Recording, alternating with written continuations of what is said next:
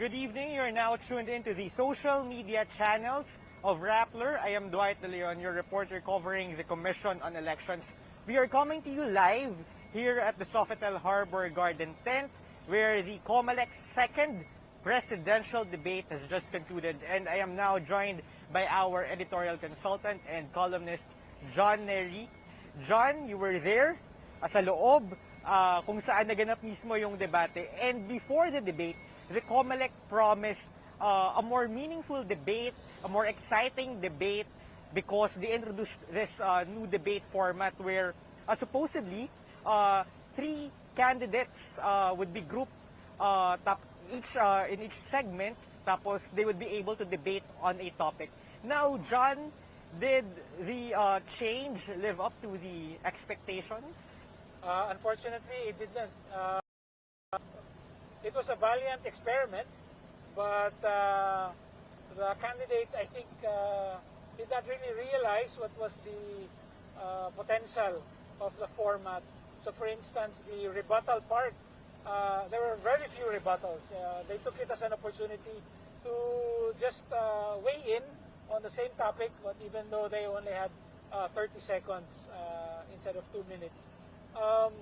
So as a result, there were many times when they seem to have just been going over the same ground as before. Sayang, I mean, we could see the potential, but it did not live up to expectations. Actually, nanonood ako from the media room with fellow reporters, and they were saying na parang dumami nga lang yung questions eh. Pero yung format didn't really add anything new or anything vital to the debate. We have, just for our viewers, the format is this. Sa bawat segment, yung siyam na kandidato na present, they are divided into three. Tapos each group would be asked a specific question. Now, magkakaiba yung question per group. Tapos sa dulo, dun lang magkakaroon ng rebuttal. And now, we have the candidates, as you've said, they didn't really parang try to clash, to make a clash with the other candidates, and instead parang they just added parang their thoughts on the question, which as siguro some other members of the audience thought that was a downer. So, now, John, while hindi nag-live up sa expectations itong new debate format, could we still say that some candidates had shining moments in this debate? Yes, despite the format, you had, for instance, Calyodi de Guzman making a very strong impression. Part of the reason was the luck of the draw. By lottery, he was chosen to be the lead-off speaker and also the first one to give the closing remarks. But also, he took the opportunity very early in the debate to make very strong points about trapos, just kept saying trapos, and political dynasties. In one of the few real interchanges, took Senator Lacson to task about precisely that particular point. So I thought that Calyodi de Guzman made a very powerful impression. So siya lang ba yung nag-attempt na magkaroon ng clash in this debate format, you think? Or meron pa bang ibang kandidato who sort of made the attempt? I think that it's hard for me to think of others who did that. Let me pick up on something that you said earlier, that I think that all these 9 candidates know who the real competition is, and that competition was absent. So it was sort of a forced format where they were forced to clash on a particular issue. If I'm not mistaken, the Comelec changed the format to what we had today, because of what happened on March 19. There were a couple of moments, especially the one related to the tax deficiencies of the Marcos family, where you had 2 or 3 or more candidates, spontaneously join in, and they thought maybe That's we something. could have something like that. But I think the important thing to note there is that it was spontaneous. I think they all felt aggrieved that the Marcoses have this huge tax arrears or tax bill. But today, we saw that if the topics are do not engage their passions, we will end up with not an interchange, not a clash, but just a longer time for people to share their views. But even the issue of Marcos estate tax, before the debate kasi, yung mga kandidato nakausap natin, si Isko Moreno, we asked, will you actively raise this issue? Kasi noong nakarang debate, that was his time to shine eh. And he said prior to the debate na, yes, if napapanahon, why not? But then, it didn't really raise it. I guess maybe did Pacquiao ba raise? Yes, I think it was only Pacquiao raised the issue. Who raised that issue, and also the issue about Ferdinand Marcos Jr.'s reputation for being a drug addict. But other than that, in fact, I was disappointed. I thought that March 19 was a threshold where, although it took them some time, the candidates finally started criticizing the frontrunner who had the effrontery not to show up at these debates. I was disappointed to see only Manny Pacquiao actually bring the fight to Marcos. It's a missed opportunity for everyone. The candidates need to realize that they have a role to play in making sure that Marcos pays the consequences of not showing up. It's not just up to the Comelec or to the voters. It's also up to the candidates to make the most of his absence. Kanina yung sentimiento sa media room. For the lack of a better word, some people were quite bored with what happened. Actually, yung part niya na medyo nagising yung ibang, if that's the right term, yung ibang reporters sa dulo ng debate when Pacquiao made his closing statement and said na parang, sumubok naman kayo ng someone from the University of Makati. And I remember one reporter saying parang, maybe if Pacquiao said na, sumubok naman kayo ng someone na at least hindi nagpeke ng diploma. Something like that. That could have been... that would have been very memorable. Yes. Just a quick point. You did ask me earlier who were the standouts. One was Calyodi. The other one was, again, I think we tend to discount this because she's always well prepared and she's really very good, is Vice President Lenny Robredo. And her closing statement was a gloss on her previous closing statement about the last man standing is a woman. But in this case, she played with metaphors of light and darkness, and then she talks about the whole yung pag-asa is with the ilaw ng tahanan, no? Which is a very Filipino, in a very tender way of describing the mother of the house. And I thought that was very well done. And she's the only woman in the race. And she's the only one who can say that. So I would say, to complete my answer to that earlier question, Calyodi and VP Lenny were standouts in this debate. But to go back to the question of the format and our impression, and I'm sure it was shared by not a few, that parts of the debate were boring. I think it has to do with, first of all, I had the good fortune to sit beside probably the most eminent political scientist in the Philippines, Dr. Julio Tihanki. And we were talking and he said, I think we've reached the point where we've exhausted the possibilities of this type of format where you ask general questions about matters of national interest and address them to these candidates. In other words, narinig na natin lahat to.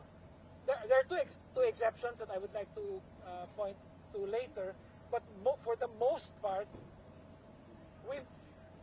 most of us who cover this have heard them talk about climate change, about food security. There was something new about water that was important, but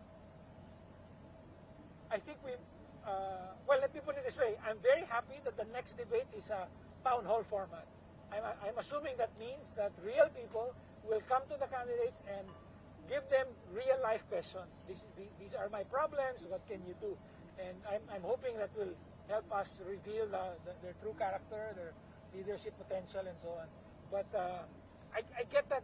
I get that sense also that there are many parts where we've heard that.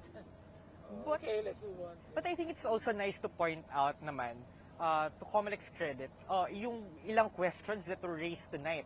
For example, we had questions about red tagging, and we had questions about Senator Leila de Lima, and even before you were pushing for this na dapat maging election topic ito, yung pagkakakulong ni Senator Leila de Lima. So in a way, maybe she was someone who benefited from tonight's debate. But what can you make out of that segment of the debate where the candidates talked about her, answered questions in relation to her? Thanks, Dwight. Thanks for correcting me. We really do need to recognize what the Comelec has done here.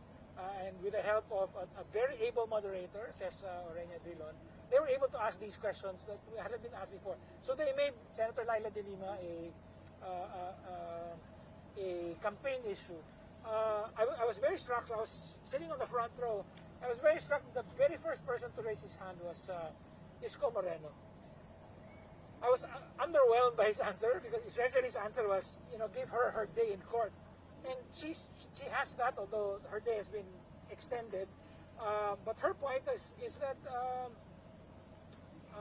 she's being not prosecuted but persecuted by the Department of Justice. So that was a different thing. But I was very glad that it was raised. Calyodi actually gave also a very strong answer. In fact, gave a categorical answer. She should be freed. Manny Pacquiao had mixed performance tonight, and the bad parts included his answer to the Senator de Lima question, when he said, there's such a thing as due process. So what we need to do is to accelerate due process, which is a contradiction in terms. But it wasn't. I don't think supporters of Leila de Lima would have wanted to hear that kind of answer, which was really neither here nor there. So I wasn't that happy with the answers. In fact, I thought the one missed opportunity of VP Lenny was that particular segment. She could have, of course we know that she supports Senator Leila de Lima. She visited Senator Leila de Lima in her detention center just before she ran for office. So we know where her heart lies. But it was a missed opportunity for her to have said something in favor of Senator de Lima's immediate release. But overall, wow, it's great that we talked about that. It's great that we talked about red tagging right in front of Senator Panfilo Lacson, who in the tail end of the campaign has started to revert to form and started red tagging again, or defending the behavior of red taggers. So that was very good. The water issue is another thing. So yes, hats off to the Comelec for preparing a debate that included questions like those. John, you singled out Lenny and Yodi as people who had notable performances tonight. So who do you think won this debate? If you can answer that more categorically. Well, it's hard to pick a winner. I guess it depends on our criteria for winning. In terms of making a powerful impression, I would go with Calyodi and VP Lenny. In terms of moving the needle as far as the surveys or public opinion is concerned, I'm afraid that none of the 9 presidential candidates can be considered the winner for tonight. Okay. So in that sense, very reluctantly, I have to say that perhaps Bongbong Marcos, if not necessarily a winner, came off almost unscathed. Because the candidates didn't bring the fight to him except for Manny Pacquiao. But did anyone lose sa kanilang siyam na parang apparent loser, if that's how you'd call it? O wala naman? Si Ginoong Faisal, I'm happy that we have a representative, we have a Moro representative and so on, but I'm not sure if he's up to the rigors of the campaign. And we're just talking here of a 2.5-hour long debate. It is very clear to me, sitting where I was, that he withered during the debate, and it was unfortunate. Maybe just it. Anyway, throughout this conversation, we've been talking about Bongbong Marcos. Wait, okay. let me just bring up the two points that I said that have been raised. But unfortunately, it wasn't picked up on. I thought this was very interesting. One was what I thought was a profound insight from former Defense Secretary Bert Gonzales when he answered the question about is corruption a matter of system or of human nature. He said, corruption is the system. And I thought that was, first of all, profound, but also very practical. I mean, we could have spent a lot of time just unpacking that statement. Unfortunately, nobody followed up on it. Another thing that was relatively new, but then nobody picked up on, was Manny Pacquiao talking about his foreign policy, saying that we need to have an independent foreign policy. We need to be friendly with our neighbors, but we also need to be America's best friend. And I thought, okay, that's a jumble of contradictions right there, and it would have been a good opportunity also to unpack what did he mean, independent and yet America's best friend. You know. I think, John, you kind of overshadow din yun ng delivery niya noong part na yun about foreign policy kasi he seemed to have stumbled a bit doon sa question na yun. Yeah, I think that perhaps in his preparations he thought that because it had to do with foreign relations, he needed to be understood by our foreign neighbors, so he spoke in English, and he started off well, and he said you have 3 pillars, 1, 2, and then after a while he sort of got lost in the details, and yes, he ended up quite weak there. In fact, he ended up with a shrug. So yeah, it wasn't a good performance for him. Okay. I think we've talked about most of the candidates tonight, but let's talk about now about the candidate who's not here. I think napasadahan na rin naman natin siya dito sa ating conversation, John. But Bongbong isn't here, and is this working out for him that he's not here? Because it seems like nagsasuffer din ng kaunti yung debate dahil wala siya and hindi makapag-clash with what is deemed as the survey frontrunner. Yes, I would say that the Filipino electorate is the loser when you have a candidate, especially a frontrunner, deciding to absent himself from debates like this. You're absolutely right. We are losing something in the process. Not just the spectacle of a clash between candidates, but hearing from him greater detail than just unity. How do you practice unity when it comes to foreign relations, for instance? So that I think that we really are at a disadvantage here at the Filipino electorate. Will this have an impact on the survey ratings of the candidates who showed up? I think that at least 3 will be hoping that's the case. VP Lenny, Manny Pacquiao, and especially Isko Moreno. I was really surprised that Isko did not bring the fight to Marcos, although in his individual interviews, he's been very, very forthright about the need for the Marcoses to pay up and so on. So I don't know what kind of balance he's trying to strike.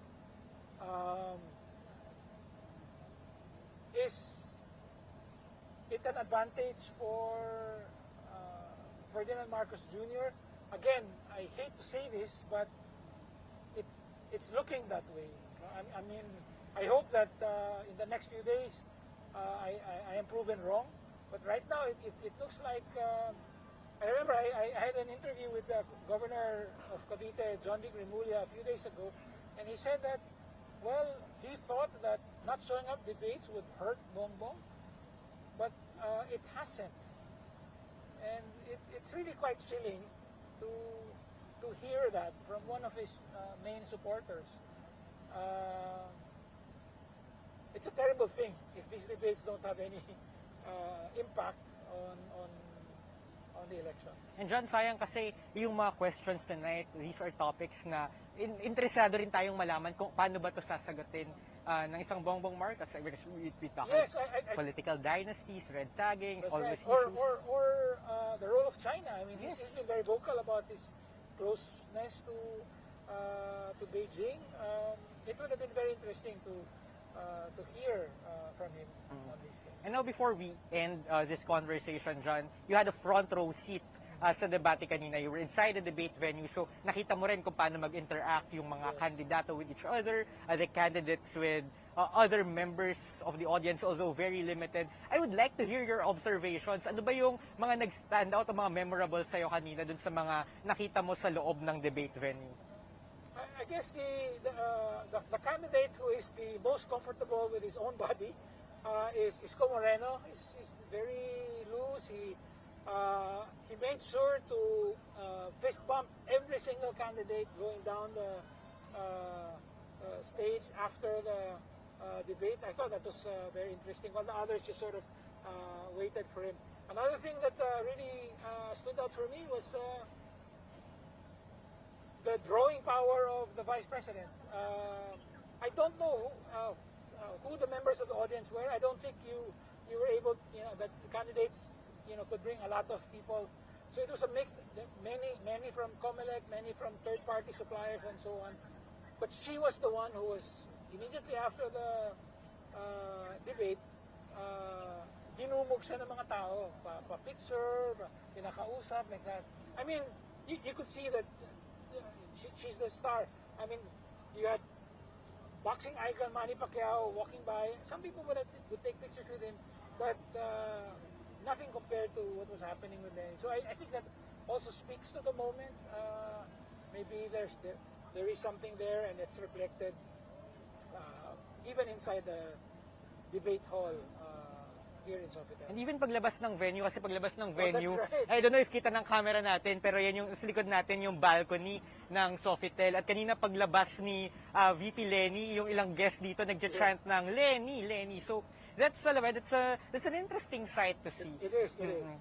So now, siguro reminder lang sa ating audience, this is not the end of the Comelec's debate series. Meron pang dalawang huli. That's on April 23 and 24, if I'm not mistaken. Vice Presidential and Presidential Town Hall debate. So far, from what we know, it would be a double moderator format. Pero yung ibang detalye, like the questions that will be asked, I think sinusort out pa nila. So any final words, John, before we end this recap? Hats off to the Comelec for continuing this series of debates. I think they tried to be very adaptive, and they responded to the first debate by tweaking the format. Kudos to them, although it didn't meet our expectations. But some questions, important questions, were raised in this second debate. So that's all good. I'm hoping. I had a chance to talk to Commissioner Garcia, who I worked with during the 2016 debates, and he said that he's working really hard on the town hall format, and I'm really looking forward to that. I hope that our candidates get to answer real life questions from people living real life in the Philippines, and I think that's something to look forward to. And we'll now see, we'll just wait and see how that would turn out. So that is the end of our recap. Thank you sa lahat ng nag-tune in sa ating Rappler Recap tonight. I am Dwight De Leon with our editorial consultant, John Neri. Have a good night. Stay safe.